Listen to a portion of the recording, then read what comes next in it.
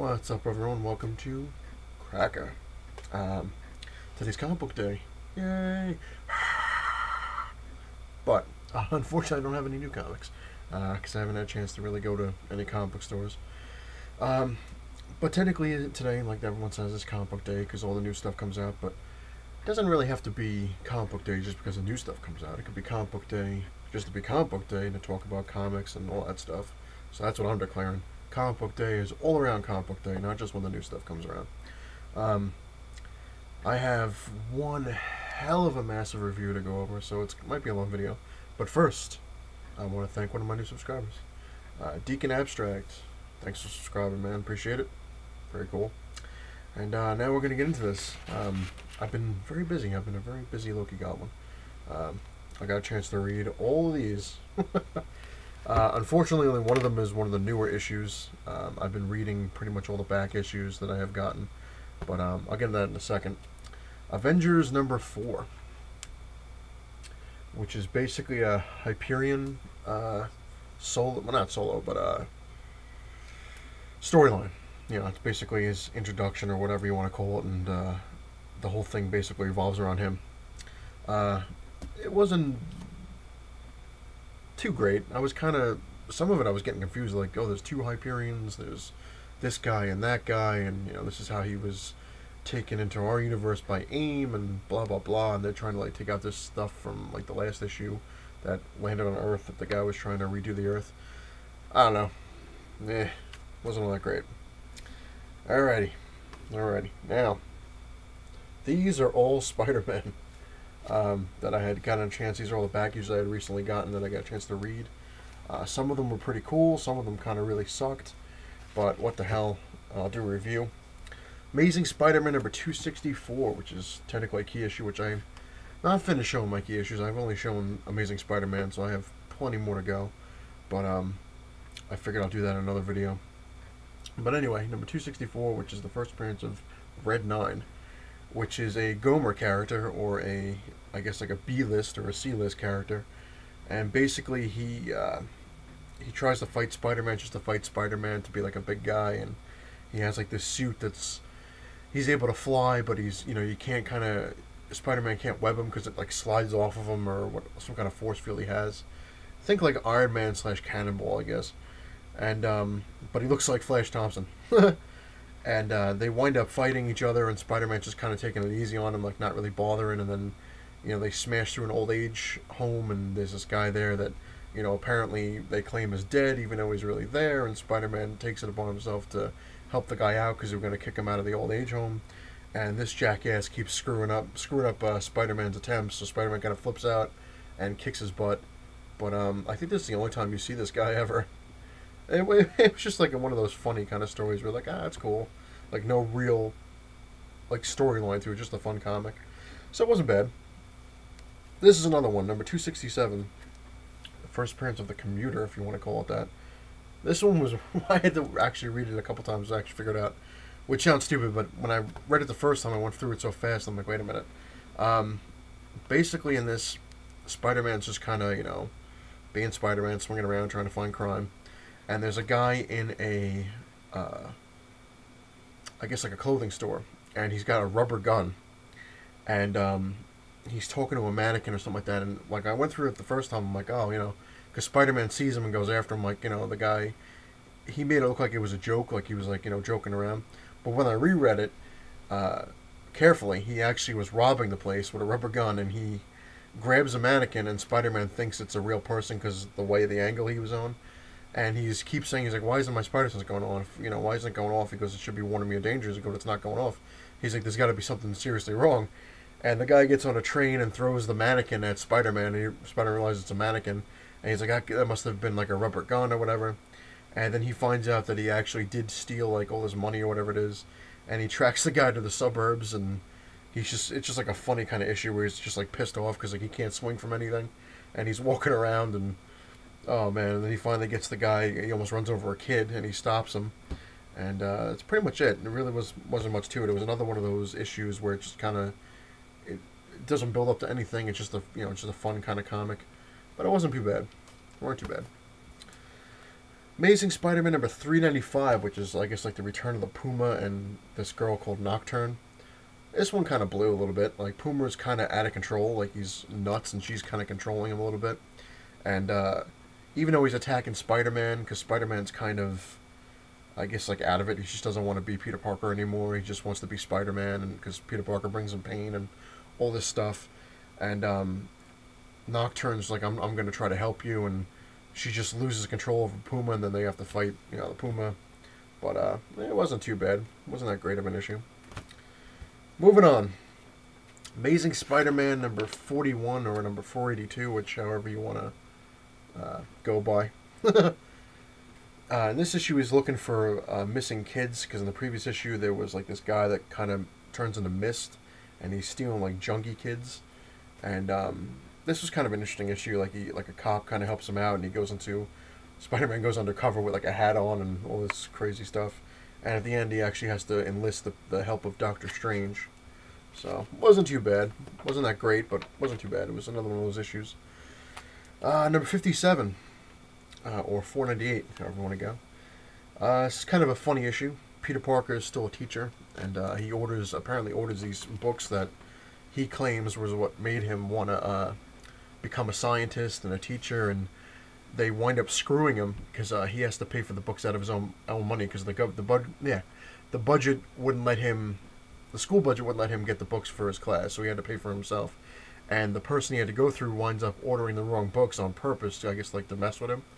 And he's like, I want my money back or get me the right books. And she's like, oh, well, there's no real proof that you ever ordered any of this, so just to kind of screw him. And in the issue, actually, Mary Jane's kind of a hoe. She's like, trying to get a little piece of Spidey, you know what I'm saying? And they show her getting naked and getting ready to hop on the spider web, and red lightning shoots out of nowhere, and Spider-Man runs to Times Square, and sees the Avengers and Fantastic Four fighting these creatures that don't talk or whatever it is, and Mr. Fantastic is trying to come up with this thing to send them back to their dimension, and Spider-Man's kind of like him and Thor, kind of like, maybe we should just leave it alone and get Doctor Strange and find out what's really going on with this, because you don't want to mess with something that you don't know. And Reed Richards is like, no, I know what I'm doing, and sets up this thing, and Cyclops is there, and all these people, shoot all their powers into this thing, and it opens up a dimensional rift. And Doctor Strange shows up and just says, you just screwed me. He's like, I defeated Dormammu, their master, and he was done, and he, shot his essence over all over the place. And this was their last-ditch effort. If you shot them back to their dimension, he would configure himself. So they're like, whoops, and then of course at the end there's Dormammu ready to come around and kick some ass. Number 518, Amazing Spider-Man. This one, he fights a guy, I guess he must have known as Peter Parker back in the day. I don't know if he bullied him or whatever it was, I don't know how that works. But this guy's made of unstable molecules, and he kind of looks like the Molten Man. And Spider-Man finds a way to take him down, basically, by putting him in a pressure chamber and just kind of turning him into a statue, technically. It was alright, I guess, of an issue. Wasn't too bad. Moving on to Amazing Spider-Man number 521. Love that cover. This thing, Spider-Man, apparently in the previous issue, was talking about how he found out that there's Hydra agents that are mimicking the appearance and powers of some of the Avengers, like Captain America, Thor, Iron Man, and Hawkeye. And kind of nobody really believes him, so he's got to try to find proof. And that's pretty much the whole issue. Moving on to Amazing Spider-Man 523. Which, before we get into this issue, it's kind of funny. You either get, like on this thing, he looks kind of like fat Spider-Man. Lately, you either get a fat Spider-Man or you get an anorexic alien Spider-Man. But anyway, in this thing, Peter Parker or Spider-Man finds out the proof that he needs and attacks the Hydra members that look like the Avengers, and they're trying to set off this huge rocket that's, loaded with all different kinds of poisons and blah, blah, blah. And Spider-Man basically, takes them out. The Avengers, the real Avengers, show up to help him, and they launch the rocket, and Spider-Man was trying to stop, override the whole thing, and couldn't do it. And as it's going off, Spider-Man shoots a web line to it and pulls himself on. And Captain America looks at him, and Spider-Man says the exact same things Bucky said to Captain America when he was on the rocket. And so it's basically Spider-Man turns into Bucky. Like he's on the rocket, I have to do this, I have to take out this thing, or turns into Captain America, whatever you want to call it, and gets blown off of the rocket, so he looks like he's getting thrown into the ocean. So who knows? Wasn't a bad issue though. This next issue kicked a lot of ass in a lot of ways. Amazing Spider-Man 542, part of the Back in Black. This thing was awesome. Basically, the one before it, I believe, which I'm going to show you. Everybody knows who Spider-Man is, so they're kind of, all his villains are kind of hunting him down, and the Kingpin orchestrates a thing where they go to shoot him, but they wind up shooting Aunt May instead, and she's now lying like in a coma, and all this stuff, and Spider-Man shows up because he figures out who it was, the Kingpin that did it, and he obviously is Back in Black because he's just not wearing the red suit, and it's funny because in this thing, like, he's not like normal Spider-Man, like he's not joking around. He lands in this thing and the Kingpin's like, oh, you can't beat me, blah blah blah, and I'm gonna show you because this is actually really cool. You can see Spidey, kind of talking to the Kingpin. And the Kingpin's like, it came down to this, you can't beat me. And Spider-Man just flat out just knocks him on his ass in one shot. And then they have, like, he's like, oh, is that all you got? The Kingpin's like, that's all you can't beat me, whatever it is. So on the next page, you see him going into, like, a flurry, just going after him. And then the cool thing is, Kingpin's just kind of like, he's all bloodied and like, oh, no comebacks from you, no jokes, blah, blah, blah. And Spider-Man's kind of like, he's like, I stand for something with this suit on, I would never kill anybody with the suit because it means something, and, even though you deserve what you get, and right here, he actually, you can see it, he takes the suit off, and he goes, I'm not going to kill you, he's like, I am, so he takes the suit off and just becomes plain old Peter Parker, well, not becomes, but, he's not wearing the Spider-Man suit, and, where is it, one sec, this is cool, just knocks him friggin' out, knocks all his teeth out, one shot, and then basically through the whole issue, like, he's kicks the crap out of the Kingpin, obviously, but he says, you have, he's like, oh, you said you were going to kill me, finish it, or whatever it is, and Spider-Man's like, oh, I'm not going to kill you yet, he's like, I'm going to let you live with the fact that I took you down, you're supposed to be on, not being able to be taken out, yet I did it, and, barehanded, no webs, no nothing, and he grabs Kingpin and opens up his mouth. He's like, I'm going to count to 3 and I'm going to shoot webbing down your mouth, and it's going to harden on your lungs, and there's no way you can ever, get it out. You're either going to die of suffocation, or if by some chance you make it to a hospital, they'd have to cut your lungs out for you to, whatever. So he's like, I'm going to give you a choice. Well, not a choice, but a thing, an option. He's like, you better pray that my aunt lives, because if she lives, I'll leave you alone. He's like, but the second she dies, I'm coming to get you, and I'm going to kill you. It was cool. It was a really, really cool issue. Moving on to disappointment issue. Amazing Spider-Man 545, which is the One More Day, the end of it. Both the covers. Basically, this sucked ass. Like, most people know it. Mephisto kind of just shows up and says he's trying to get back at God, and Peter Parker and Mary Jane are like the 1 in a billion love thing that would, never happens really, and Mephisto thinks that by doing what he does, he's getting back at God, like, I'm getting you, your love isn't as strong as me, whatever it is, and he makes a deal with Spider-Man. He's like, if you do what I ask, he's like, your aunt will live, and Mary Jane's kind of like, your aunt's lived long enough, like, trying to talk him out of it, and she's like, maybe it's just her time to die, and, all those things, and then she kind of says, you know what, you're right, we can't be selfish, and then Mephisto shows up, and he looked pretty awesome, and he's like, well, what have you decided, and Mary Jane kind of makes a decision for him. She's like, all right, but there's still the matter of, his ID, so she's like, he's like, well, what do I care about his, identity, and she's like, well, it's not what you care about, what I'm going to give you, and they don't tell you what she's offering, but he's like, all right, you have a deal. And he's like, but, Peter still has to tell me it's a deal. And then he's like, all right. And then Mephisto turns into a girl. He's like, it's funny you never asked about her. And Spider-Man's like, what are you talking about? He's like, this is the girl that you would have had. That's the best of both of you, or whatever it is. And he's like, now she'll never exist because you're never married, and whole big thing.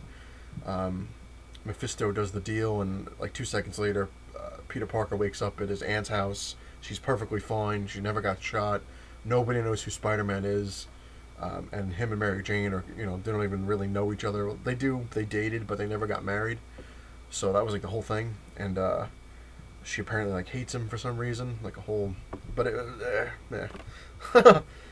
moving on, Amazing Spider-Man 546, which is the Brand New Day, which is obviously the issue after that, which blew ass because it's kind of their attempt to make Spider-Man the way he used to be, where he was piss broke, he was living with Aunt May, he wasn't married, he wasn't dating anybody, and it kind of worked, but it also felt like it failed. Like it's just kind of like, like you kind of want to see it happen, like go back to the old ways, where Peter Parker was struggling to get by.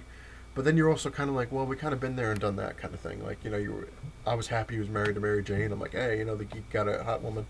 But, wasn't all that great. Moving on to number 558 of Amazing Spider-Man. Now, this guy, I had no idea who the hell this guy is. His name is Menace. Apparently, he's like a goblin, which I'll have to look him up. But basically, Spider-Man fights this guy called Freak, I guess, or whatever it is, who's got like all these multiple powers. He broke into Kurt Connors' lab and thought he's apparently a druggie and jabbed himself with all sorts of crap and became like this ultimate creature. And Spider-Man's kind of on the clock trying to find out where he kind of went down, because he hatches himself, and every time he hatches himself, he's more powerful than he was before. And this Menace guy shows up and is trying to stop this politician from running. Damn hiccups. From running for office or whatever it is, and J. Jonah Jameson is, the mayor, and it wasn't too bad. Wasn't great, but wasn't too bad. Moving on to the last. I know everyone's happy now. Like, oh, thank God he's done. Amazing Spider-Man number 615. I love this cover with the Sandman. Very, very cool. I actually like the issue. Apparently, this little kid here is told she's a princess and all this stuff, and you don't know what the hell's going on. And she's walking around like in like this vacant city, and she's like, oh, I'm a princess, my father told me I am, and there's always food in the restaurant. There's like a vacant restaurant, but there's food in there, and there's always a good movie to watch. And she's at like a movie theater, and there's like a TV showing cartoons.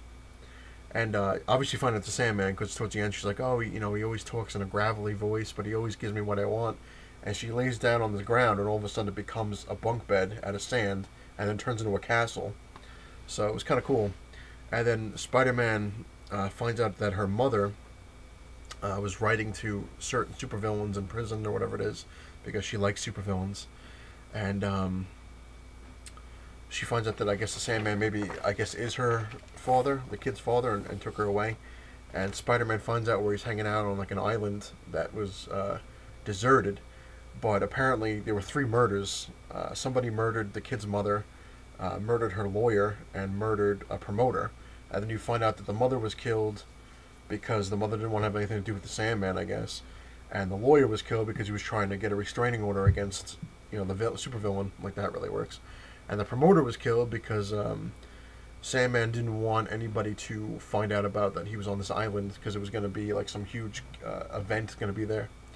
And Spider-Man shows up and starts kicking the crap out of the Sandman, who looks like a snowman, because the whole big thing with snow, like he turns into a snowman, and because the snow, I don't know how that works, but then he turns back into the Sandman when Spider-Man's fighting him, and Spider-Man's like, you killed 3 people. He's like, no, you've gone up a level. And Sandman's kind of like, I don't know what the hell you're talking about. He's like, I didn't kill anybody. He's like, I haven't stopped anybody. He's like, I just want to be left alone with my daughter.